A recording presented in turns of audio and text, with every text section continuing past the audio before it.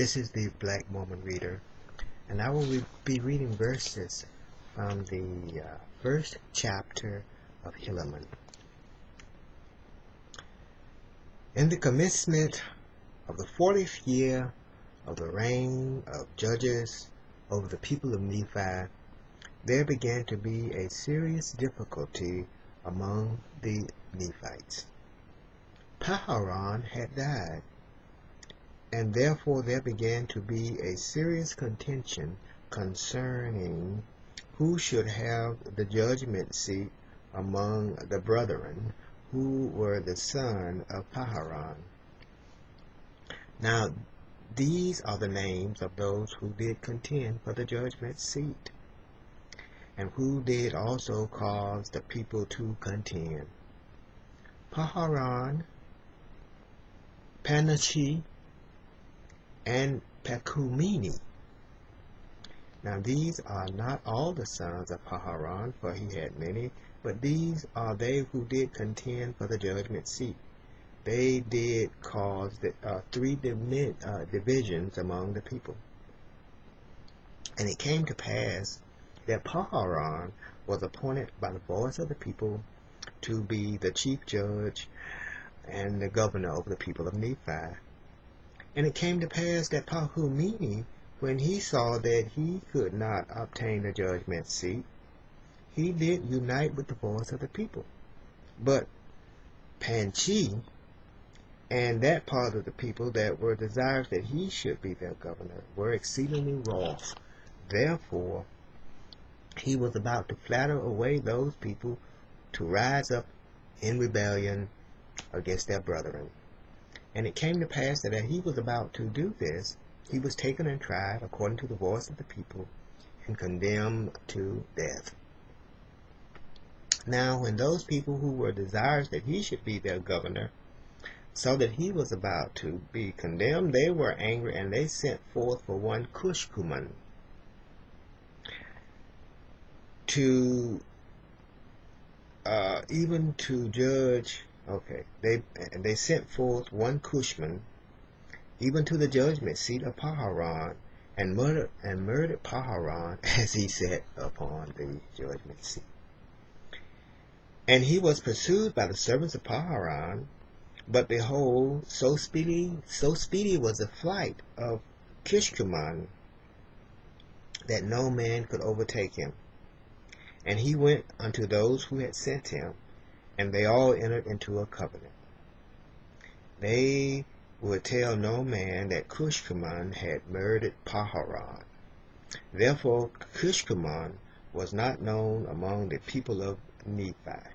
Cushkuman and the band who had covenant with him did mingle themselves among the people in a manner that they could not be found. And now behold, Pecumini was appointed according to the voice of the people to be chief judge and over the people, to reign instead of his brother Paharan. And it came to pass in the 41st year of the reign of judges that the Lamanites had gathered together an innumerable army of men, armed with swords, with sentinels, with bows, and with arrows, with head plates, with breastplates, and with all manner of shields of every kind. And they came down again that they might pitch battle against the Nephites. They were led by a man whose name was Coritum. He was a descendant of Zarahemla. He was a dissenter from among the Nephites. He was a large and mighty man. Therefore the king of the Lamanites, whose name was Tubaloth, who was the son of Amaran, who supposing that Coritum, being a mighty man, could stand against the Nephites with his strength and also with his great wisdom, insomuch that by sending him forth he should gain power over the Nephites. Therefore he did stir them up in anger, and he did gather together his armies, and he did appoint Caraton to be their leader, and did cause that they should march down to the land of Zarahemla to battle against the Nephites. And it came to pass it came to pass because of so much contention and difficulties in the government that they had not kept sufficient guard in the land of Zarahemla. For they had supposed that the Lamanites durst not come into the heart of their land and attack the great city of Zarahemla.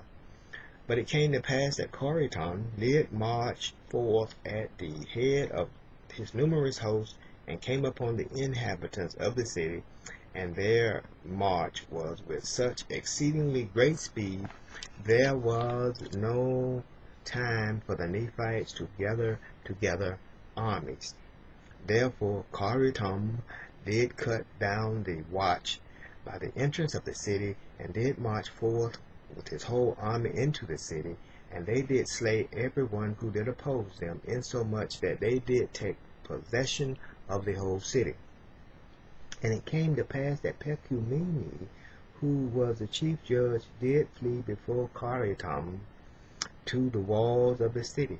And it came to pass that Coriton did smite him against the wall, insomuch that he died, and thus ended the days of Pecumeni.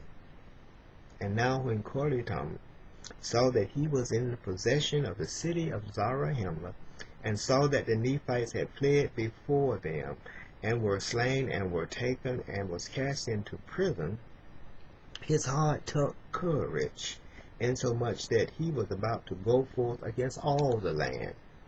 And now he did not tarry in the land of Zarahemla, but marched forth with a large army even towards the city Bountiful. For it was his determination to go forth and cut his way with his sword, that he might obtain the northern parts of the land. And supposing that their greatest strength was in the city of the land, therefore he did march forth, giving them no time to assemble themselves together, save it were in small bodies. And in this manner they did fall upon them, and cut them down to the earth. But behold, the march of Coriton through the center of the land gave Maronha great advantage over them, notwithstanding the greatness of the numbers of the Nephites who were slain. For behold, Maronha supposed that the Lamanites durst not come to the city of the land, but that they would attack the cities round about the borders, as they had heretofore done. Therefore Maronha did cause that their strong armies should maintain those parts around about the borders. But behold, the Lamanites were not frightened according to his desires, but they had come into the center of the land, and had taken the very capital, which was the city of Zarahemla, and were marching through the most capital parts of the land, slaying people with great slaughter, both women and men and children, and taking possession of many cities and many strongholds. But when Moronihah had discovered this, he immediately sent forth Lehi with an army round about to head them before they should come to the land of Bountiful. And thus he did, and he did head them before they came to the land Bountiful, and gave unto them battle, insomuch that they began to retreat back towards the land of Zarahemla. And it came to pass that Moronihah did head them in their retreat, and did give unto them battle, insomuch that it became exceedingly bloody battle. Yea, many were slain, and among the numbers who were found slain was Coriton. And now behold, the Lamanites could not retreat either way, neither on the north, nor the south, nor the east, nor on the west, for they were surrounded on every hand by the Nephites. And thus had Coriton plunged the Lamanites into the midst of the Nephites, insomuch that they were in the power of the Nephites.